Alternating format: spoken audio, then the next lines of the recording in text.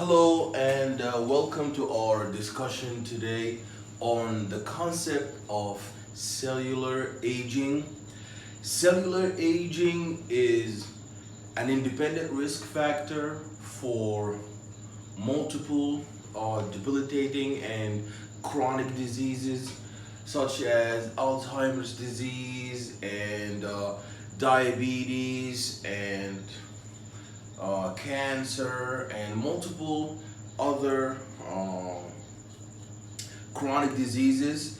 And although there has not been an establishment of a causation, as in cellular aging leads to these particular set of chronic diseases, but however, there is a correlation. So we do study cellular aging as an independent risk factor of all of these diseases, where learning more about cellular aging leads to breakthroughs and developments in pharmaceutical industry, where we can work against these chronic diseases. So we do study cellular aging as a form of stress that leads to chronic diseases. So when it comes to cellular aging, aging in general is a progressive deterioration. A progressive deterioration in cellular function and cellular structure. So an older cell functions and structurally is more deteriorated when compared to a cell into a younger cell. And there are many reasons for that, and we will explore these reasons. The most important of which is the concept of an accumulation of harmful stimuli or insults that damage proteins, that damage nucleotides, that damage the DNA. And when there is damage, then when there's a damage in the DNA, that causes defect in genes, and these defective genes will no longer be able to produce their corresponding proteins of interest. So the nascent mRNA transcript will not be generated, and the protein translation will not take place properly, and we will be lacking that very important protein, leading to very detrimental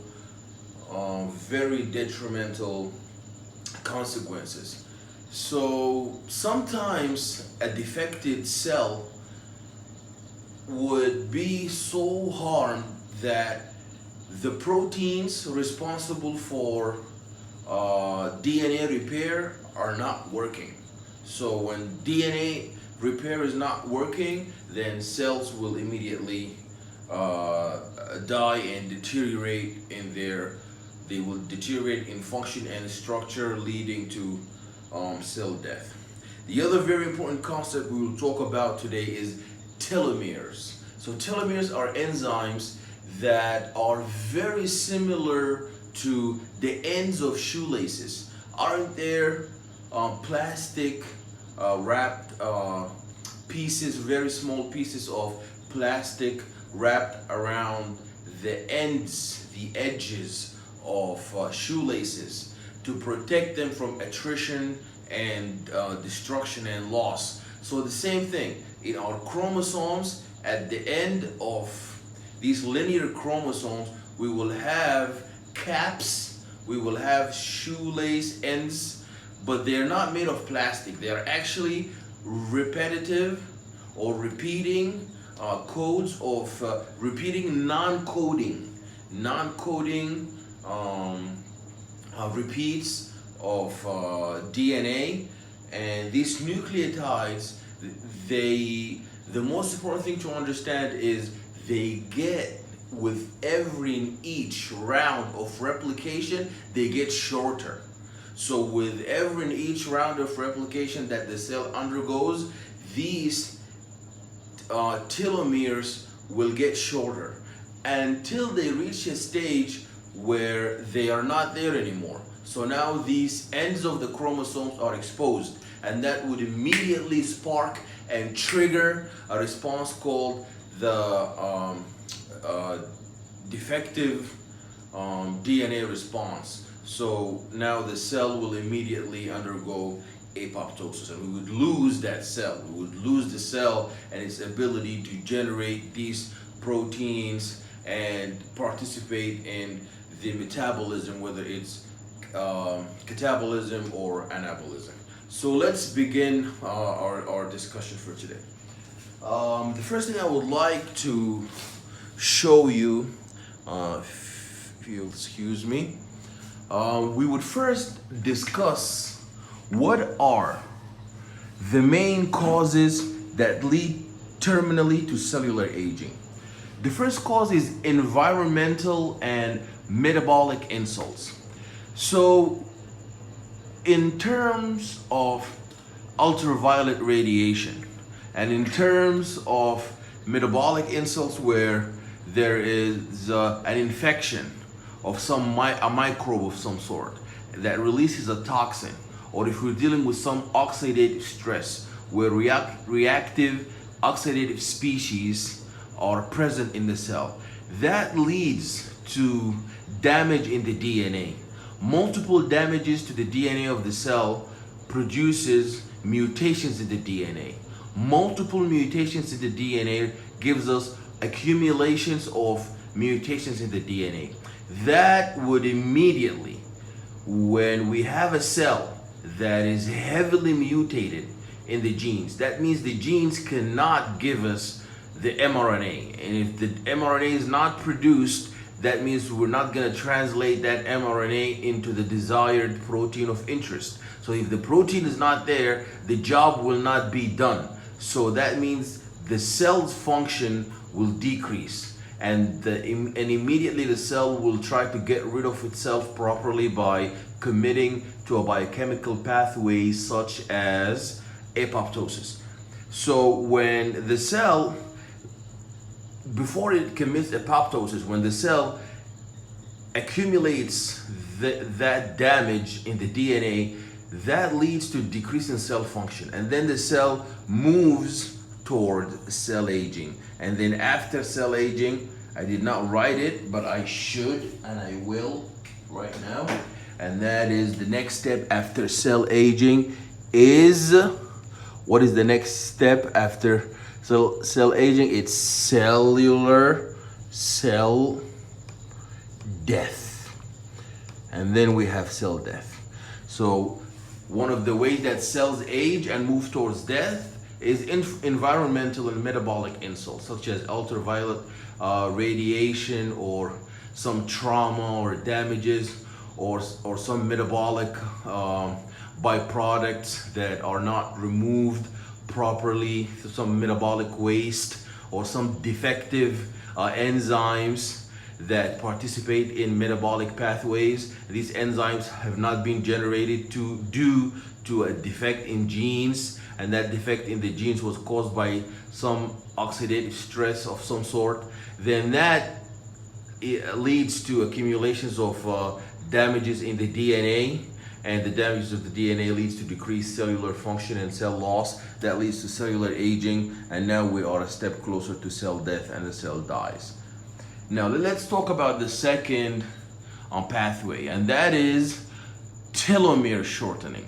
And as we talked about, and we will talk about this also in the end, at the ends of chromosomes there are repeated or repeats of nucleotides that are non-coding, and these non-coding repeats, they serve as caps to protect the ends of the coding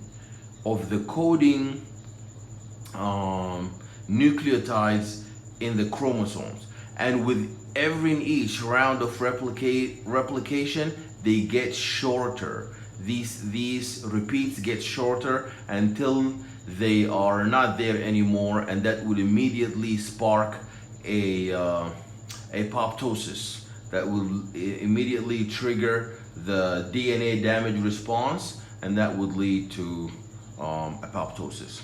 So we have telomere shortening, and there is a decrease in telomere length with every round of cellular replication, and that leads to cellular loss in function and structure, and that leads to cellular aging, which ultimately leads to cell death.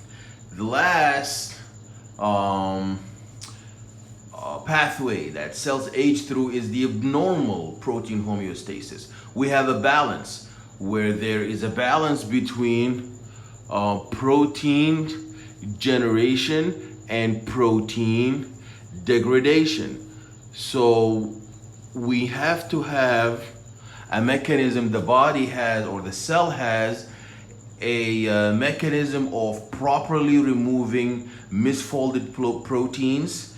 Otherwise, these misfolded proteins, they will accumulate in the cell and themselves will turn into a stress, cellular stress, and that would damage the cell. So if we have damaged proteins, improperly post-translation modification, improper post-translational modification proteins that did not have proper post-translational modification, or proteins that were not folded properly, misfolded proteins. These proteins must be removed by built-in cellular systems that remove these damaged or misfolded proteins. Otherwise, if there's an imbalance where there's an accumulation, the plus is more. If we now have an accumulation of damaged proteins and the degradative or the cellular degradative built-in systems that remove these damaged proteins are not working properly, that causes and triggers apoptosis, and we would lose the cell, and then the cell will deteriorate in structure and function, and that leads to cell death. The last concept we want to talk about is that calorie restriction and food and diet selection has tremendous effects on cellular aging, and organismal aging. This is tested on flies up to rats. So calorie restriction and the choice of feeding, where there is a choice of diet that promotes healthy foods, such as vegetables, that is less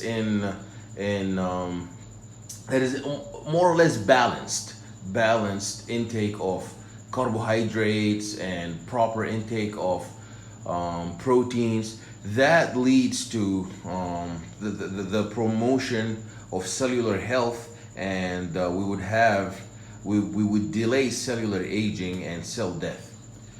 And I just want to show you here in this diagram that these yellow caps in the end represent our telomeres, and these telomeres, they decrease. You see, they are like repetitive nucleotide repeats, as we see here, TTAGG, for example. So with every and each round of replication, we would lose, for example, the T, and next round of replication we would lose the other T, then we would lose the A, and we would keep losing them until we don't have any yellow anymore. So as we see here, you see, we have lost so much. We have lost so much yellow, the cap is now it is almost non-existent. So with the next round of replication, we would lose the last part of the telomere, and then the cell would, and then we would just have chromosomes, and that leads to the activation of DNA damage response. As we will see here, we have lost so much telomere, we just have this little part that's left. And I also want to leave you with an important, a very important idea, and that is cancer cells. Cancer cells have the ability of activating the enzyme telomerase. Telomerase is the enzyme that actually creates these telomeres. So somatic cells have their telomere. However, our sex cells, they have an activated telomere. However, cancer cells, which are somatic cells, have the ability to turn on that telomerase, and now these cancer cells will be able to build extra and extra nucleotides that are non-coding repeats, which leads to their survival. So with every and each round of replication that these neoplastic cells undergo, they would not lose that they would not lose these that telomere. They would not undergo telomere attrition, and that leads to their survival, and they will never die. They would just keep growing and growing because their telomere is active. So this diagram is very important. If we examine this diagram, on the y-axis we have telomere length. So as high as we go up on the y-axis, that's how long the telomere is. On the x-axis we have an increasing age and or repeated cell division. So this is our independent variable. So as time goes on, the cell would get older. And as time goes on, the cells will naturally undergo repeated rounds of cell division. So as we go on, what we see is stem cells begin with a very high telomere length, and they would maintain that telomere length considerably. However, our somatic cells, they do begin with a very high telomere length, but as time goes on and as we age, there is a very large drop as compared to stem cells. So these somatic cells would lose that telomerase, they would lose that telomere length, and they would enter as a detrimental stage of cellular senescence, where cells would now no longer be able to undergo cell division. At this point, some cancer cells, if someone in the unfortunate event of being diagnosed with cancer, that cancer cell will be able to activate its telomere, and it will start regrowing again. It will start making more nucleotides as caps, and to protect their chromosomes from telomere attrition and be able to undergo cellular division. And the last thing I'll say is that telomere attrition would lead to, as we lose that telomere length, and until we lose all the telomere, and then the chromosome ends will be exposed, that would lead to DNA damage response, and that would lead to defective cellular proliferation. If the cell goes awry and undergoes neoplasia, they'll be able to reactivate the telomerase and be able to grow again, as we see here, go up in their telomere length. Otherwise, the damaged cell will have a depletion of stem and progenitor cells, and that ultimately leads to tissue dysfunction and aging. Otherwise, the DNA damage response and leads to defective cellular proliferation, because the cell will undergo apoptosis. That leads to senescence. Cells will stop dividing, and that leads to tissue dysfunction and cellular aging, which is followed later on with cell death.